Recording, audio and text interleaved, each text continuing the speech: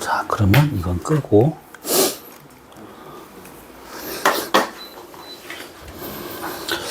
자, 그러면 우리는 그 다음 거 보도록 합시다. 자, 뭐냐면, 요거는 우선 흐름을 잘 우선 이해를 하고, 그 다음에 몇 가지 이론을 좀 이렇게 찝어서 보도록 합시다.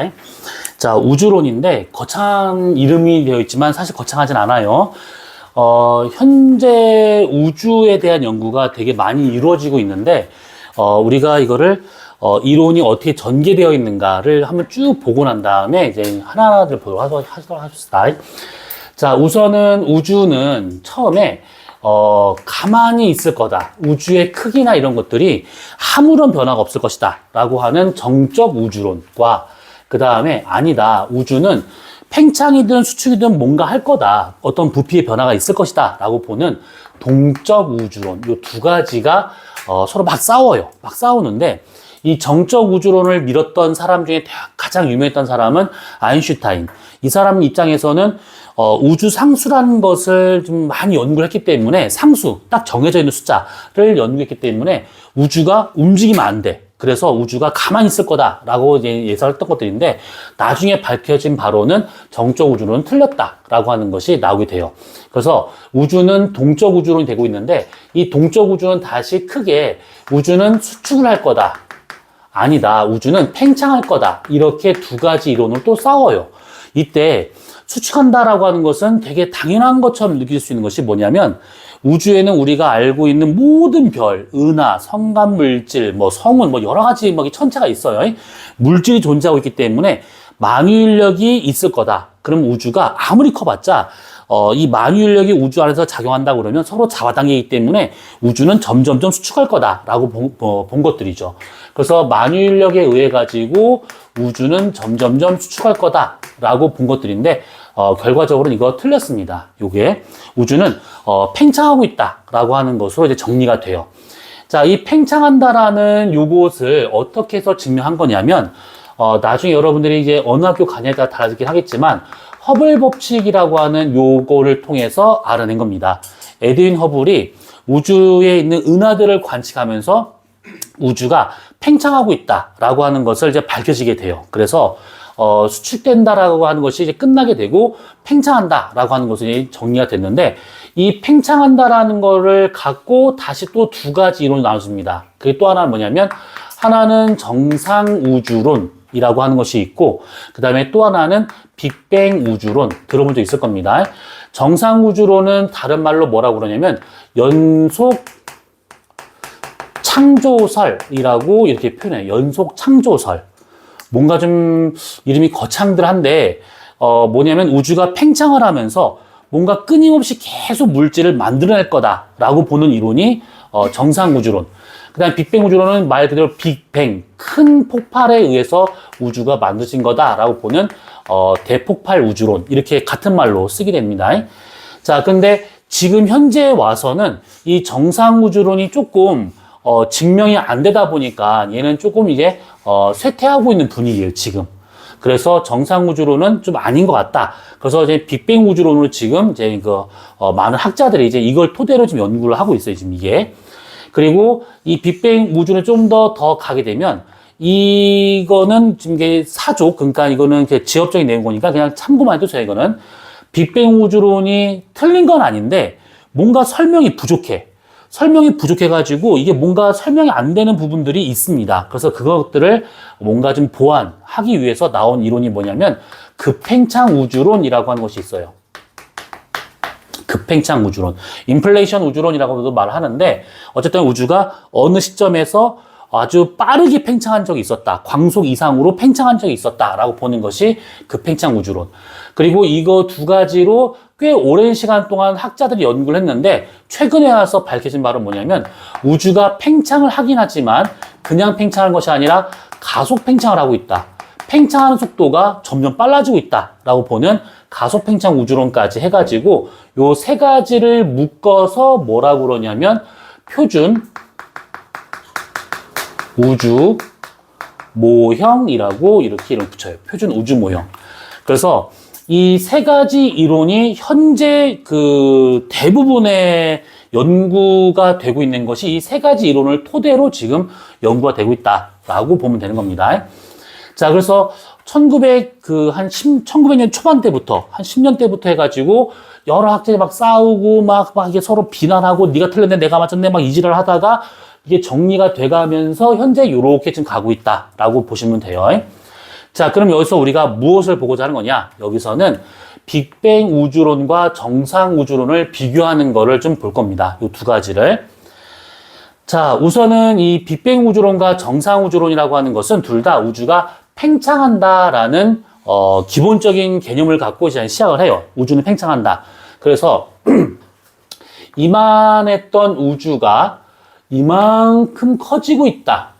이렇게 커지고 있다라고 보는 거는 정상 우주론이나 빅뱅 우주론이나 같은 겁니다. 이것이. 그런데 차이점이 뭐냐? 자, 정상 우주론 입장에서는 이만했던 안에 있었던 그런 어떤 뭐 은하, 별, 뭐 물질 이런 것들이 균일하게 이렇게 분포했다라고 봐요. 이런 식으로. 근데 우주가 팽창하면 할수록 연속적으로 질량을 계속 창조해내기 때문에 부피가 아무리 크더라도 이렇게 물질이 많이 들어있을 거다라고 보는 겁니다. 요거나 차이가 없다. 이렇게. 물질이 계속 만들어지기 때문에. 근데 빅뱅 우주론과 같은 경우는 아니다. 그렇게 되는 것이 아니고 우주가 요만한 상태에서 얘가 이만큼 커졌다라고 보는 것은 얘랑 똑같은데 요 당시에 우주에 있던 물질이 이만큼이었다면 그 물질의 변화 없이 그대로 팽창만 했기 때문에 이렇게 돼 있을 거다라고 보는 거예요. 이게. 정상 우주론과 빅뱅 우주론의 차이점은 다른 거 없습니다. 물질이 연속적으로 계속 질량이 만들어지는 그런 우주냐, 그렇지 않고 우주 생성 초기에 있던 물질 그대로 이어지고 있는 게 이거 현재 이거냐, 요 두 개의 차이점이 가장 큰 거다라고 보면 돼요. 자, 그래서 우리가 이것을 이렇게 한번 표로 한번 정리를 한번 해봅시다. 이렇게. 자, 그러면 정상 우주론과 그다음 빅뱅 우주론 두 가지가 이렇게 지금도 대립을 하고 있는데 아까 얘기한 것처럼 이거에 관련된 그 학자들이 좀 많이 줄어들었습니다. 없어요, 별로. 그렇기 때문에 요거 약간 쇠퇴하는 분위기고 요게 지금 가장 기본적인 우주론을 좀 보고 있어요, 이것이요.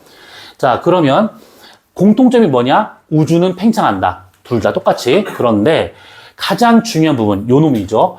우주에 있는 질량, 여기서 말하는 질량은 물질을 말해요, 물질. 이 질량이 어떠냐를 봤는데 정상 우주론은 우주가 팽창함에 따라, 그러니까 다른 말로 시간이 지남에 따라서 이 물질의 질량은 점점점 많아진다, 증가한다. 이렇게 좀 보고 있는 게 정상 우주론. 아니다. 빅뱅 우주론은 우주가 커지는 건 맞는데 질량에는 변화가 없다. 일정한 상태로 계속 부피만 커지는 중이다 라고 보는 게 이게 빅뱅 우주론. 가장 큰 차이점은 요겁니다. 요거. 자, 그러면 여기서 이 질량이 증가하는가 질량이 일정한가 요거를 갖고 막 대박 터지게 싸우는데 그렇다면 얘하고 요거를 기본으로 해가지고 우주를 보는 게 좀 달라지는 것이 뭐냐면 물질에 대한 밀도라고 하는 것은 질량분의 부피분의 질량으로 구할 수가 있죠.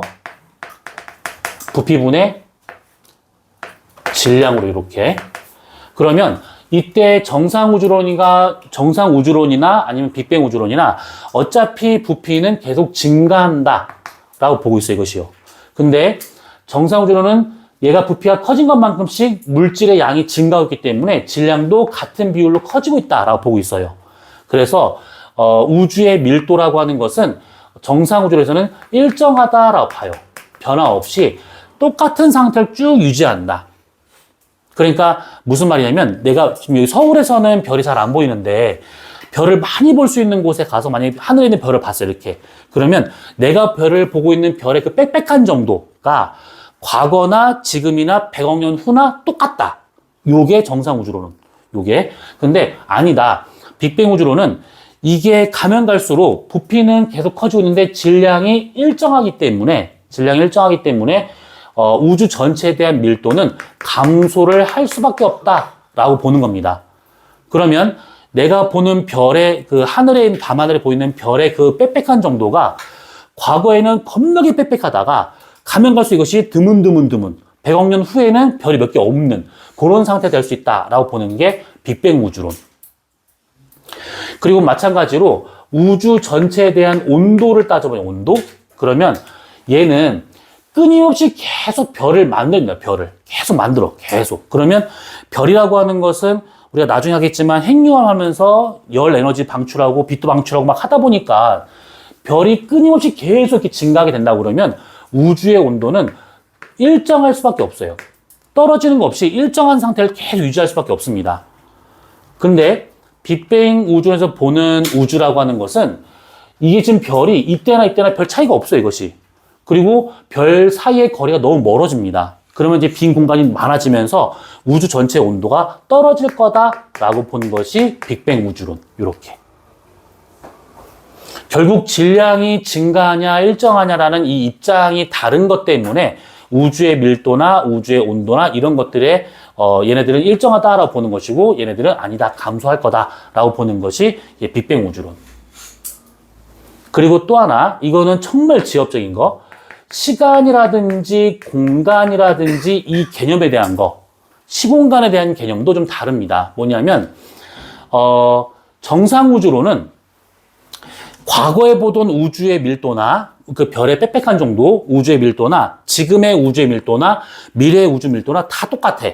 다 똑같으면 내가 지금 보고 있는 이 우주가 언제 태어나서 언제 시간이 지난 시점을 보고 있는지를 몰라요. 그러니까 이렇게 말하면 이게 무슨 말인가 싶을 텐데 이렇게 생각합시다. 어떤 사람을 딱 봤는데 저 사람은 나이가 좀 있어. 저 사람은 되게 어려. 라고 하는 것은 딱 봤을 때 어떤 느낌이 있지. 그치? 만약에 도현이랑 나랑 둘이 딱 서 있어. 그럼 누가 더 나이가 들어 보여? 도현이가 그래? 그럼 미안. 알았어. 그러면 주원이가 있어. 그럼 주원이하고 나하고 있어. 그러면 누가 더 나이가 들어 보이냐? 라고 한다 그러면 당연히 나겠지. 근데 이것은 얼굴을 딱 보는 순간 저 사람은 나이가 들어 보여. 저 사람은 되게 좀 어려 보여. 라고 하는 것이 딱 명확히 나와요. 그러면 쟤는 태어난 지 얼마 안 된 새끼, 미안해. 태어난 지 얼마 안 된 애고 나는 태어난 지 좀 됐구나. 라고 하는 이것을 대강 알 수 있다는 얘기지. 결국은 지금 딱 봤을 때 얘의 모습과 이 모습이 똑같기 때문에 도대체 언제인지를 몰라. 근데 얘는 태어난 지 얼마 안 됐네? 태어난 지 좀 됐겠구나. 뭔가 딱 액면가로 딱 드러납니다. 이런 식으로. 그래서 정상 우주론에서 보고 있는 우주라고 하는 것은 시간이라고 하는 것이 언제 시작했는지를 몰라요. 언제 시작한지를 몰라. 그래서 이것을 무한하다라고 봐요. 무한. 우주의 시간은 무한하다. 언제 시작해서 분명히 시작점이 있을 것인데 그걸 우리가 파악을 못한다. 그래서 지금 언제 시간이 지나왔는지를 모른다라는 뜻이고 빅뱅 우주는 아니다.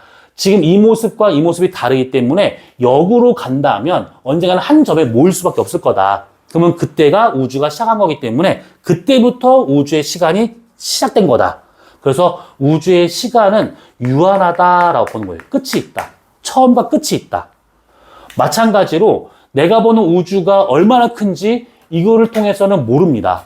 근데 이거를 역으로 가서 한 점에서 만나게 된 다음에 얘를 그대로 빵 쭉 커지는 거를 등속으로 커졌다라고 이제 가져간다면 내가 보고 있는 우주가 현재 이만하니까 나이가 얼마만큼 나이가 얼마만큼 지나갔겠다. 또 알 수 있는 것이고 우주의 크기가 얼마큼일 것이다 라고 하는 것을 알 수 있는 것이지. 그래서 공간적인 면에서도 얘는 무한하다, 얘는 유한하다 이렇게 본다는 뜻입니다. 이것이.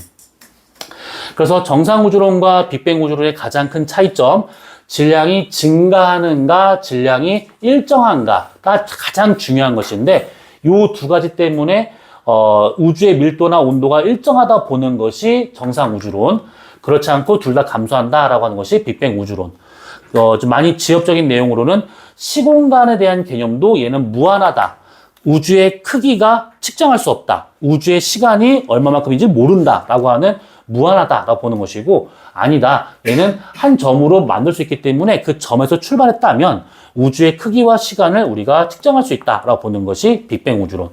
그래서 이 두 가지의 가장 큰 차이점은 요 놈이다 라고 생각하면 돼요. 그러면 둘이 대박 터지게 막 싸워. 두 이론이 막 싸워. 그러면 이게 네가 맞네 내가 맞네 라는 것을 서로 설득을 시키려면 과학에서는 뭐가 필요하냐면 증거가 필요해요. 증거. 그러면 어떤 게 증거가 될 것인가? 요 정상 우주론에서는 요게 증명이 돼야 돼요. 요게. 질량이 증가하고 있다라고 하는 것 때문에 이거를 지금 말하고 있는데, 이게 증명이 돼야 되는 게 가장 중요한 겁니다. 그래서 요게 가장 중요한 부분인데, 문제는 정상우주론에서 이게 증명이 안 돼요, 이게 커짐에 따라서 질량이 증가한다라고 하는 것이 이론상으로만 존재하지 실제로는 증명이 안 됩니다.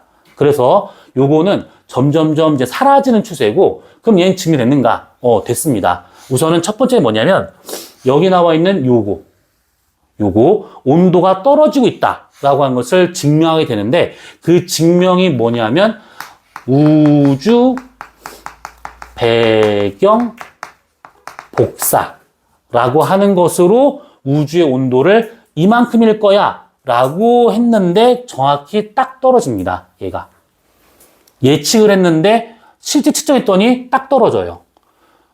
그 다음에 질량이 일정하다라고 하는 요것도 중요한 건데, 이 질량이 일정하다라고 하는 것도 증명이 됩니다. 우주 초창기에 이 정도가 있었을 거니까 지금 요만큼 있을 거야 라고 봤더니 정확히 딱 떨어져요. 누가? 수소하고 헬륨의 비가 얘가 정확히 딱 떨어지더라 라고 하는 이 두 가지가 증명되면서 빅뱅 우주론이 이제 지금은 정설로 이제 인정받고 이렇게 좀 쭉 얘를 토대로 발전을 해왔다라고 보면 돼요. 자, 우선은 어렵지 않지. 내용이 막 복잡하진 않은데 단어가 생소해서 지금 헷갈릴 수 있을 겁니다. 정상우주론과 빅뱅 우주론의 가장 큰 차이점은 질량 변화에 대한 것이고, 얘는 증명이 안 됐지만 얘는 증명이 됐다. 특히 요거하고 요거 증거, 첫 번째 증거와 두 번째 증거에 대한 거를 잘 기억을 해주실 필요가 있습니다. 문제로 겁나 많이 나와요, 이거. 자, 그러면 이 두 가지를 이제 하나하나 보도록 합시다. 자, 우선은 첫 번째는 수소하고 헬륨의 비에 대한 거예요. 수소와 헬륨의 비. 자, 우선은 이거를 우리가 알기 위해서는 이걸 따져봐야 됩니다. 자, 우주가 처음에 한 점에서 출발을 해요. 한 점에서. 근데 이렇게 표현하면 진짜 점이라고 생각하는데 점이 아니에요, 이게. 무슨 말이냐면, 이 점을, 내가 지금 칠판 이렇게 크게 그렸지만, 이 점을 확대해서 보잖아? 그러면 하얀색 면적이 나오겠지. 그 안에 점이 하나 있다 생각해봐요, 이거. 그리고 그 점을 다시 한번 확대해봐요. 그럼 다시 또 그 면이 나올 것이고, 점 하나 또 찍어요. 그 점을 또 확대해봐요. 그러면 또 면이 나오겠지. 그럼 또 점을 찍어요. 그러니까 이걸 계속 무한히 반복하면 계속 이렇게. 그러니까 점에서 출발했다라고 하는 것은 우리가 측정할 수 없을 만큼의 아주 작은 어떤 공간을 의미하는 것이지 진짜 점이라고 생각하면 안 됩니다. 자, 아무튼 이 점에서 우주가 빵 터져가지고 우주의 크기가 갑자기 확 커져 이렇게요. 쭉 커집니다. 자, 그랬을 때 우주의 크기가 팽창하는 속도는, 우주가 쫙 커지는 속도는 광속.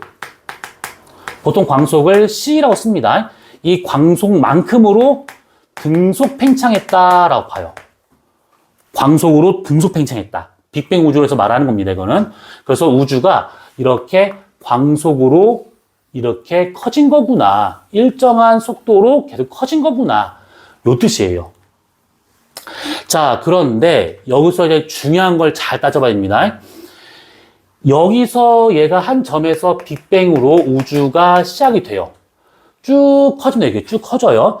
요 쭉 커지는 그때에 얘가 만약에 요때쯤 시간이, 예를 들어서 만약에 빅뱅 이후 3분 정도가 지났습니다. 3분 정도. 빅뱅이 빵! 3분 정도 지나, 이렇게.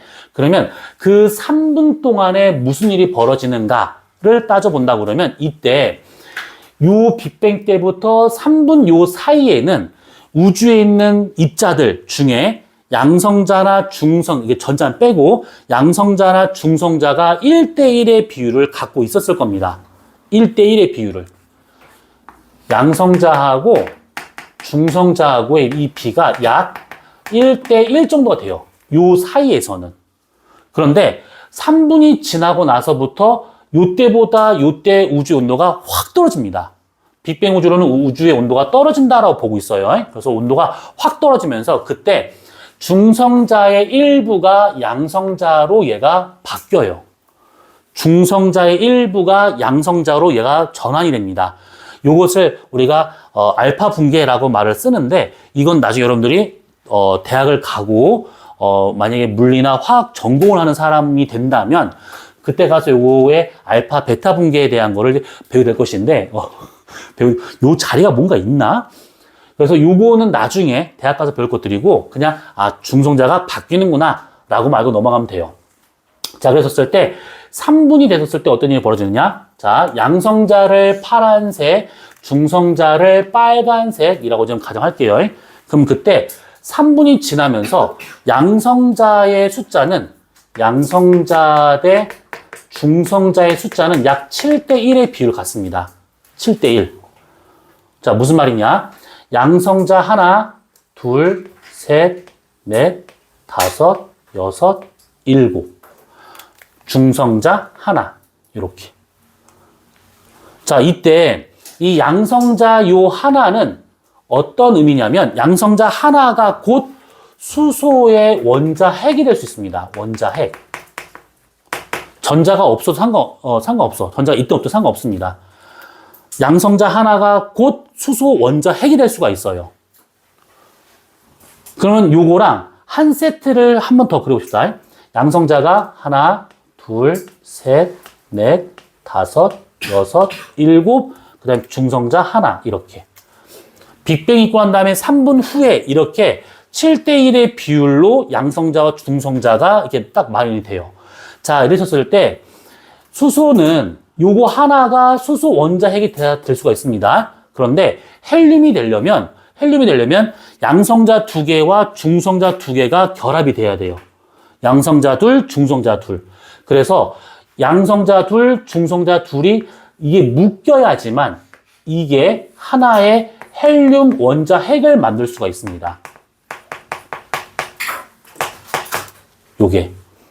그러면 잘 생각해보면 이거 하나가 수소 원자핵이고 4개를 묶어서 이게 하나의 헬륨 원자핵이 된다면 수소와 헬륨의 개수비, 수소 대 헬륨의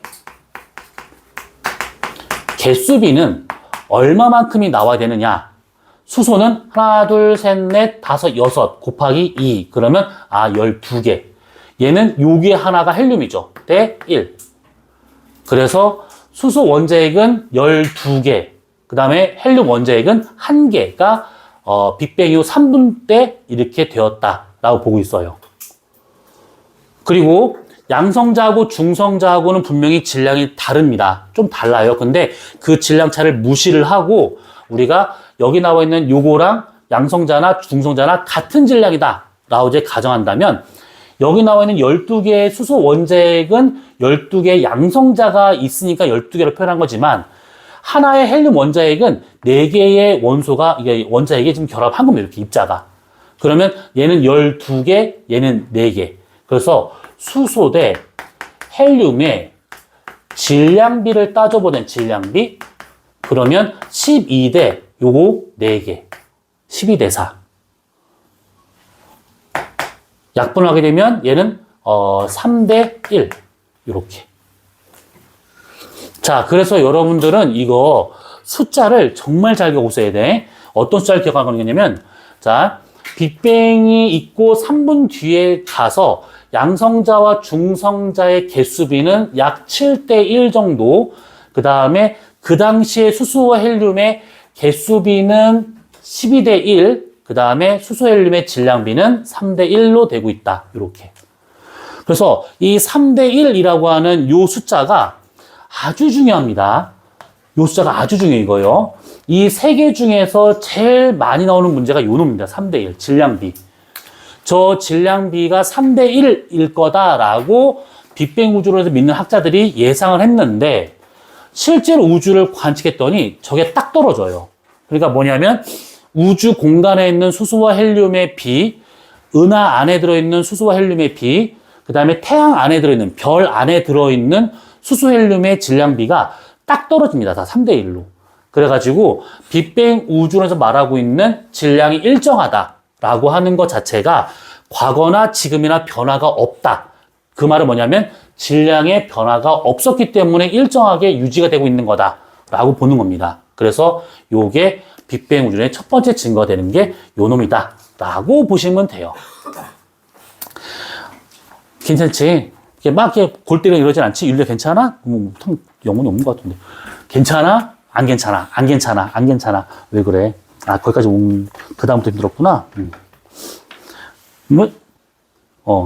자, 그래서 수소와 헬륨의 질량비가 3대1 되고 있다라고 하는 요 숫자는 꼭 기억을 해 두셔야 됩니다, 이거는.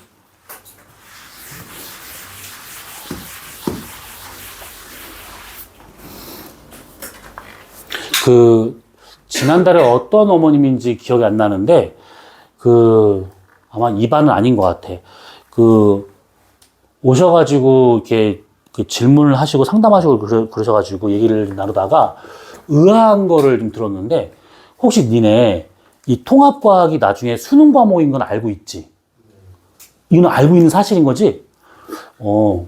그리고, 학생은 아는데 부모님 모르시는 건가? 라는 생각이 살짝 들더라고. 근데 통합과학은, 니네가 선택할 수 있는 과목이 아니에요. 이거는 나중에, 내신으로도 반영이 되는 거고, 그리고 수능도 이걸로 봐요. 요게. 그래서 통합과학에서 점수가 얼마 나오냐에 따라서 등급이 정말 많이 달라질 거야. 이게. 자, 그 다음에 두 번째 증거. 우주 배경 복사. 자, 우주 배경 복사라는 이 말이 조금은 헷갈릴 수 있을 것 같은데, 자, 먼저, 우주라고 하는 것은 그냥 말 그대로 우주야. 우주. 그 다음에 배경. 너무 그냥 이렇게 썼죠?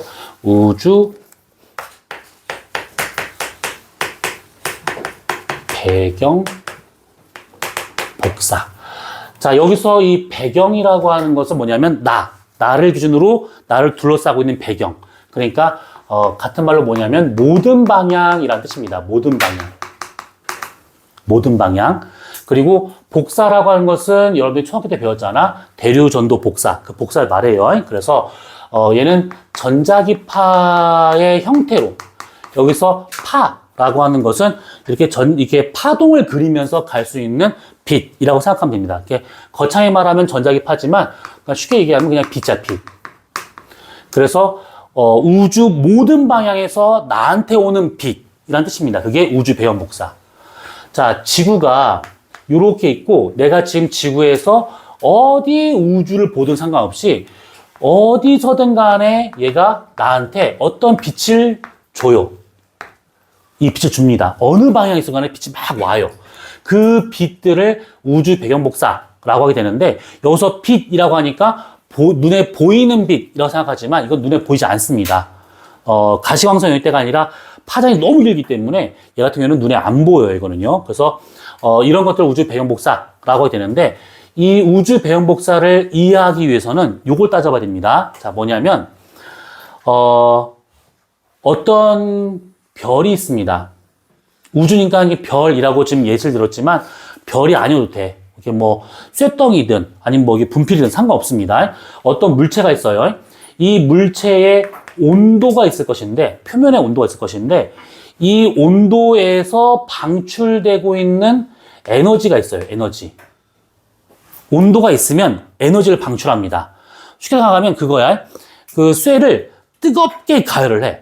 그럼 쇠가 점점 이렇게 붉게 변하겠지. 점점 온도 올라가면서 그 쇠에 열을 가하던 걸 멈추고 그 쇠만 잘 보면 얘가 이렇게 손을 갖다 대면 얘가 뜨끈뜨끈해.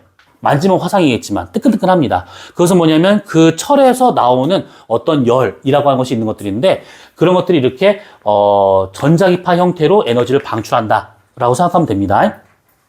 그래서 방출되는 이 에너지는 우리가 파동으로 표현할 수 있는데 이 파동의 에너지가 높은가 낮은가 라고 하는 것은 무엇으로 판단할 수 있냐면 파장으로 얘기할 수가 있어요. 파장. 물론 이제 진동수나 이런 것도 물론 중요하긴 하겠지만 우선은 여기서는 파장만 생각하시면 돼요. 파장. 자, 이 파장이 왜 중요한 거냐면 얘가 단파일 경우, 파가 짧게 오는 이런 경우, 그 다음에 장파일 경우, 파가 길게 늘어지면서 오는 경우, 둘 중에 누가 더 높은 에너지예요? 라고 한다면 얘가 더 높은 에너지가 되는 겁니다. 장파인 경우는 얘는 낮은 에너지가 돼요.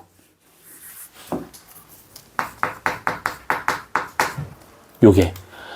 그래서 단파냐, 장파냐 이런 것들이 얼마만큼 에너지의 양을 갖고 있는가를 판단할 수 있는 근거가 되는데 갑자기 이 얘기를 왜 했냐면 이런 게 있습니다. 만약에 얘가 온도가 높아요.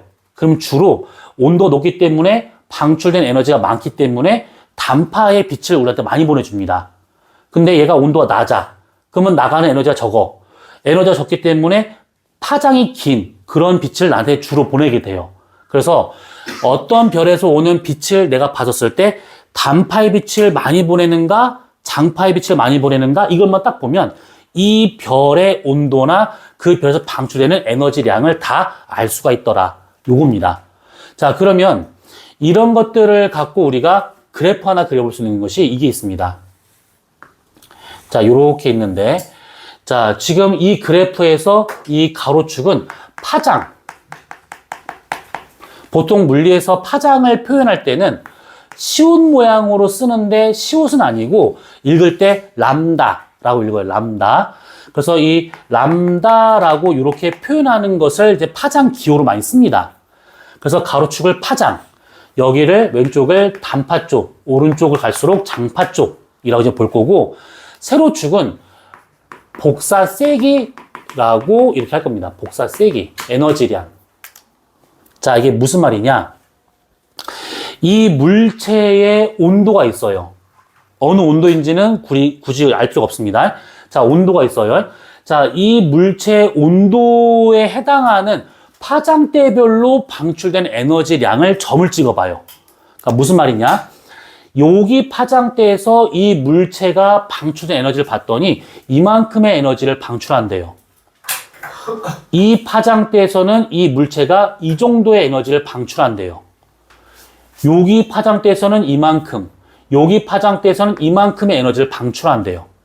그래서 이렇게 파장대별로 방출하는 에너지를 점을 다 찍어봅니다. 이렇게 찍어봤더니 대강 어떤 식으로 나타나냐면 이런 식으로 나타나야 되는데 보니까 좀 잘 이해가 안 가. 그래서 이것을 그대로 선으로 연결해봐요. 이렇게 대강. 그럼 이런 식의 곡선이 나옵니다. 이게. 이 곡선의 이름을 뭐라고 그러냐면 플랑크 곡선이라고 하게 되는데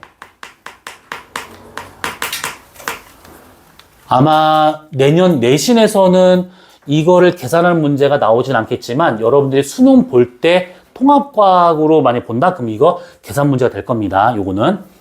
자, 플랑크 곡선이라고 하게 되는데 이게 뭘 의미하는 거냐면 각 파장대별로 방출된 에너지를 점을 찍은 다음에 연결한 선. 그러면 여기서 이 면적이 의미하는 바는 이 물체가 방출하고 있는 에너지의 총량. 이렇게. 근데 그런 건 다 몰라도 돼. 다 필요 없어. 우리가 하고자 하는 것은 뭐냐면 아까 얘기했었지. 단파인 에너지를 주로 방출하는 별은 에너지가 높은 상태이기 때문에 저 별의 온도가 높다라는 의미고 저 에너지 상태, 에너지가 낮은 상태의 저런 별과 같은 경우는 파장 긴 거를 보내는데 에너지가 낮다는 말은 다른 말로 뭐냐면 별의 온도가 낮다라는 뜻이에요. 그래서 고온의 별은 단파를, 저온의 별은 장파를 주로 이렇게 빛으로 우리한테 보내주는 거구나 라고 볼 수가 있는데 그러면 여기 나와 있는 이 곡선이 있는가 하면 만약에 이 곡선보다 이 물체보다 온도가 낮아져 버리잖아? 온도가 낮아져 버리잖아? 그러면 이렇게 나타나지 않고 어떻게 나타나냐면 얘는 파장 긴 쪽에서 더 많은 에너지를 방출하는 것처럼 보이게 돼요. 그래서 이렇게 자, 요게 고온의 어떤 물체에서 나오는 에너지에 대한 플랑크 곡선이라 친다고 그러면 얘는 상대적으로 온도가 낮은 데서 나오는 에너지량이 이렇게 표현된다라는 뜻이에요.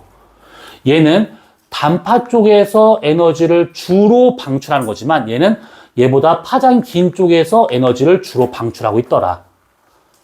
만약에 온도가 더 낮아? 그러면 오른쪽으로 확실히 이동해서 이렇게 나타납니다. 여기에서 최대 에너지를 방출하고 있구나, 이렇게. 온도가 낮으면 날수록 파장이 길어집니다. 파장이 점점점 오른쪽으로 이동하더라, 이렇게.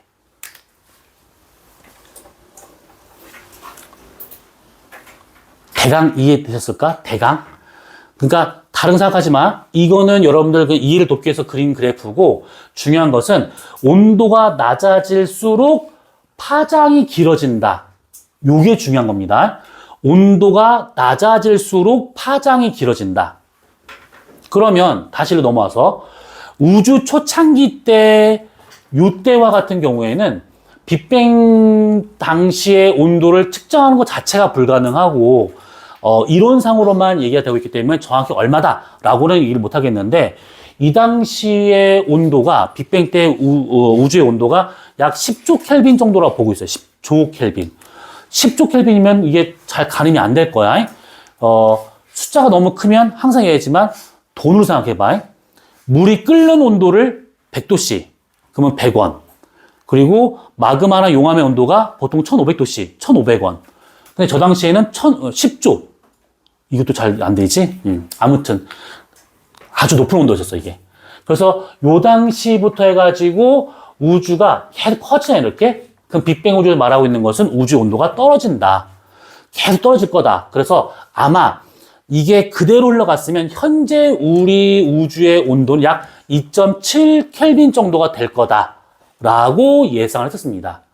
그래서 예상되는 온도가 약 2.7 켈빈 정도다라고 빅뱅 우주론에서 학자들이 이제 예상을 했는데 2.7 켈빈이라고 하는 이 온도는 아주 낮은 온도지. 그치? 아주 낮은 온도야. 그렇기 때문에 요 정도 되는 온도에서 나올 수 있는 이 곡선을 우리가 실험실에서 그려볼 수가 있어요. 그래서 실험실에서 이거에 해당하는 파장과 복사세기 그래프를 한번 실험적으로 그래프를 그렸더니 대략 이렇게 나타났다고 가정합시다, 이렇게. 요게 2.7 켈빈에 해당하는 실험실에서 알아낸 곡선이 이거예요. 근데 우주에서 오는 모든 방향에서 오고 있는 그런 전자기파를 봤더니 얘가 어떤 빛을 봤더니 여기에 점이 찍혀. 어떤 빛을 봤더니 여기에 점이 찍혀. 어떤 빛은 여기에 점이 찍혀. 아무튼 모든 방향에서 오고 있는 빛들을 한번 그래프에다가 점을 다 찍어봤습니다. 그랬더니 2.7 켈빈 이 플랑크 곡선과 거의 일치하더라 라고 하는 게 나와요. 그러면 이 곡선 위에 이 점들이 다 찍힌다라고 하는 것은 현재 우주의 온도가 2.7 켈빈이구나 라고 하는 것을 예상할 수가 있다라는 뜻이에요. 그래서 우주가 빅뱅 때부터 쭉 시간이 지나면서 요 정도까지 온도가 떨어졌을 거다라고 예상을 하고 우주에서 오는 빛들을 관측을 해가지고 점을 찍었더니 2.7 켈빈에 해당하는 플랑크 곡선과 일치한다라고 하는 것을 알게 되면서 우주의 온도는 이만큼이야 라고 증명이 된 겁니다. 그래서 그 빅뱅 우주론에서 말하고 있는 그 우주의 온도가 떨어진다, 질량이 일정하다라고 하는 것들을 저렇게 수소 헬륨의 질량 비와 그 다음에 우주 배열 목설을 통해서 알아내었다 이 뜻입니다. 자, 내용이 살짝 복잡했을 수가 있을 수 있는데, 자, 문제를 우리가 한 서너 가지만 같이 풀어보도록 합시다. 그러면 조금 이해가 될 수 있을 것 같아요. 자, 우선은 번호 표시하는 것만 한번 풀어보세요.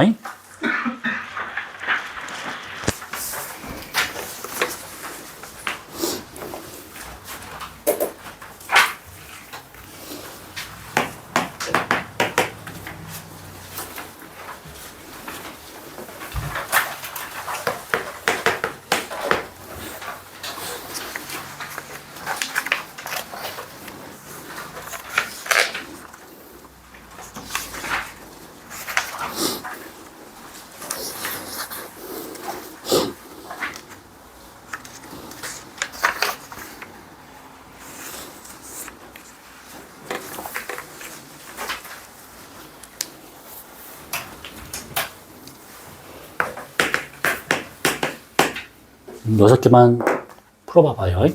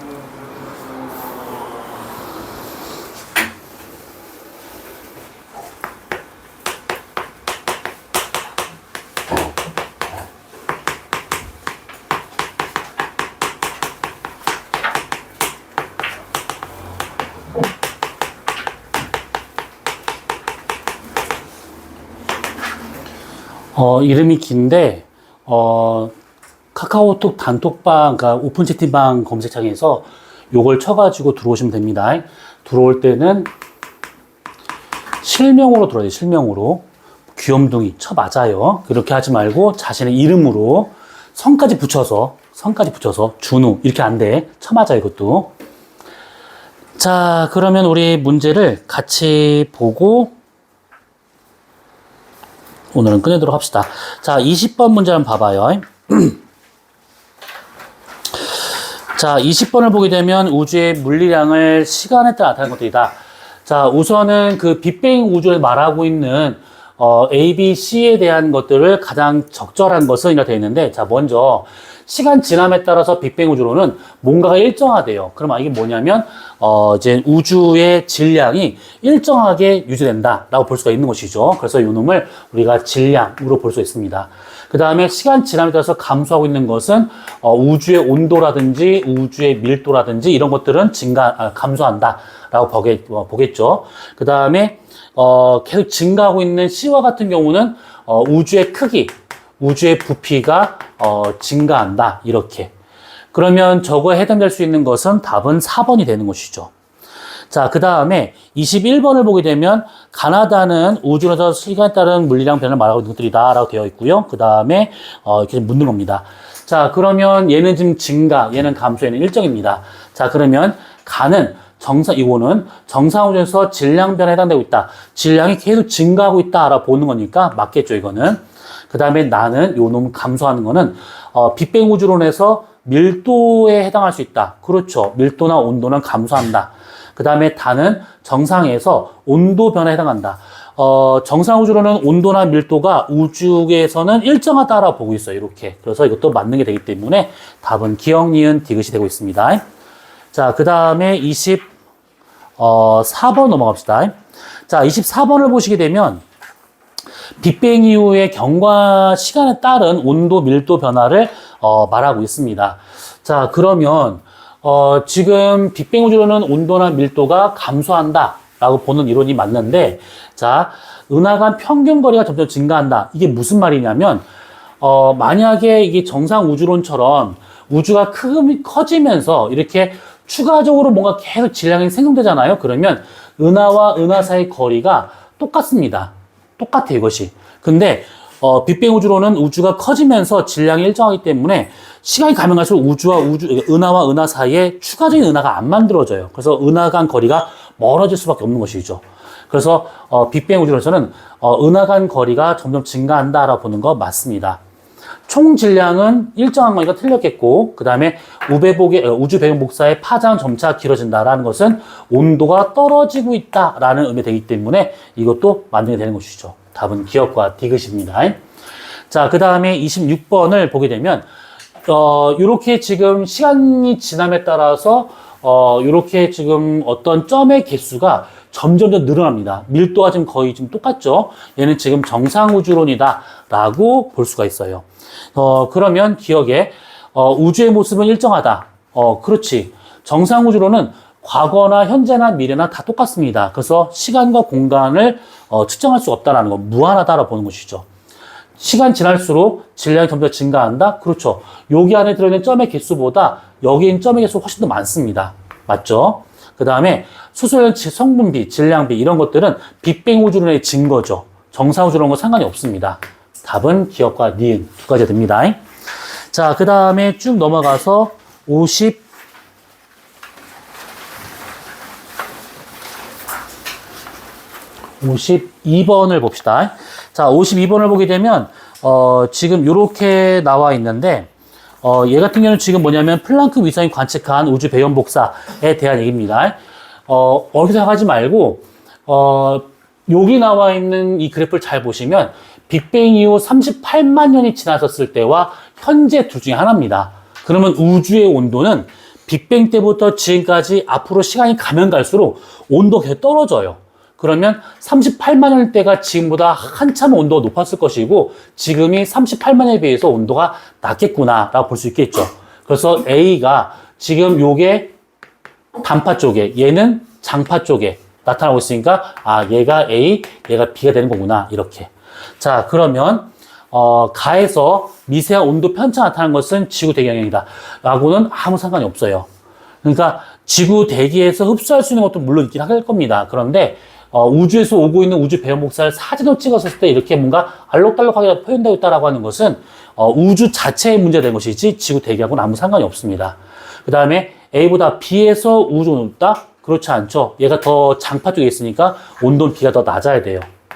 그 다음에 나에서 현재는 B가 될 것이다. 그렇죠. 그러면 답은 디귿 하나밖에 안 돼요. 자, 마지막 55번을 보도록 합시다. 자, 55번을 보게 되면 지금 이렇게 나왔습니다.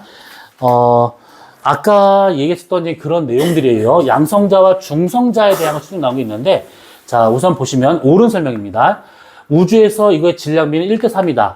아니죠. 바뀌었죠. 3대1 됩니다. 3대1. 요거. 그 다음에 이 시기에 양성자, 중성자 개수비는 3대1일 것이다. 양성자와 중성자의 비는 7대1이라고 했었습니다. 그 다음에 수소 원자의 헬륨 원자의 개수비는 12대1. 맞죠? 그 다음에, 헬륨 원자의 한 개와 이거 질량이 약 3대1 될 것이다. 한 개와 한 개. 얘는 지금 얘 4개가 있는 것이고 수소는 이거 하나만 되는 겁니다. 그렇기 때문에 얘는 4대1 되는 것이지. 4대1. 헬륨 원자 한 개 만드는 데 필요한 중성자 양성 개수는 7대1이다? 아니죠. 얘가 지금 중성자와 양성자는 양성자 둘, 중성자 둘. 그렇기 때문에 1대1의 비율을 갖습니다. 이렇게. 답은 3번이 되는 것이지.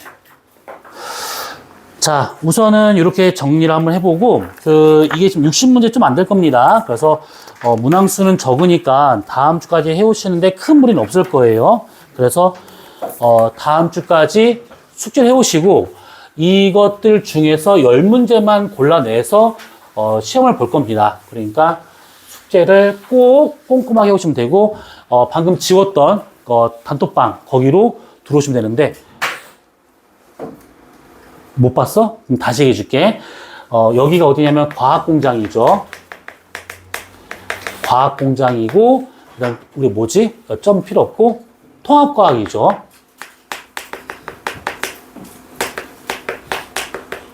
그 다음에 물리와 지구과학을 하는 반이니까, 요게 지금 그 단톡방 명입니다. 여기로 들어오시면 돼요.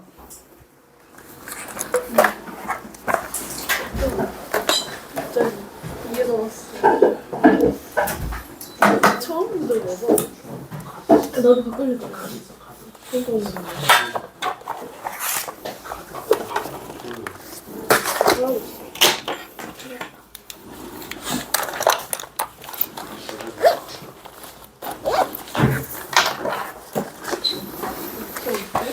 아,